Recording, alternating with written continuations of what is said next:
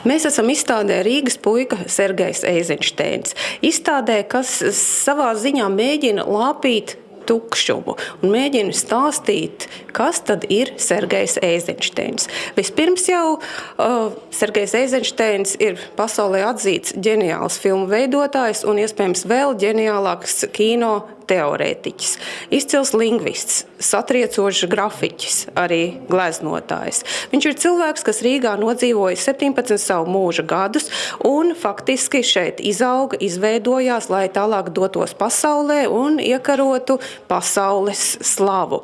Arī piedzīvotu daudzas un dažādas traģēdijas. Sergeja Eizenšteina dzīves laiks Rīgā mērāms no 1898. līdz 1915. gadam.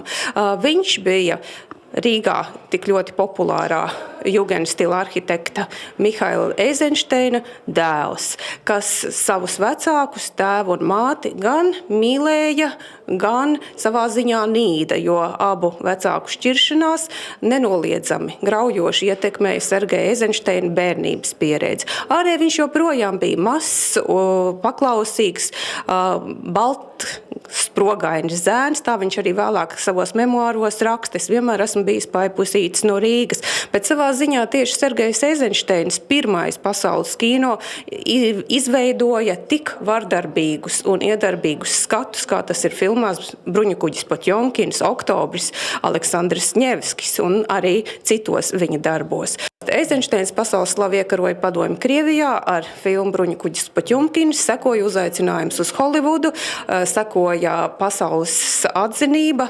Kaut Holivudā viņam piedāvāja uzņemt daudzas un dažādas filmas. Sergejs Eizenšteins īsti neierakstījās Holivudas kanonā un tālāk devās uz Meksiku. Pēcāk viņš bija spiests pēc Staļina diktāta un šantāžas atgriezties Padomju Savienībā, kur viņa dzīve ritēja visai pretrunīgi. Līdzās spožai atzinībai bija arī nemitīgas bailes par savu dzīvību. Un kā apgalvo un pierāda dokumenti, Sergeju Eizenšteinu varēja un viņu vajadzēja nogalināt totalitārajās represijās jau 1937. gadā. Bija sagatavots šāds dokuments. Tomēr ģēnijam izdevās nodzīvot līdz 50 gadu vecumam. Viņš mira 1948. gadā no sirdslēkmes. Un joprojām Sergejs Eizenšteins ir viens no pasaulē vispazīstamākajiem rīdziniekiem, par ko, diemžēl, Rīgā daudzi no mums ir vienkārši aizmirsuši. Dita Rietuma, Jānis Palkavnieks, Diena TV.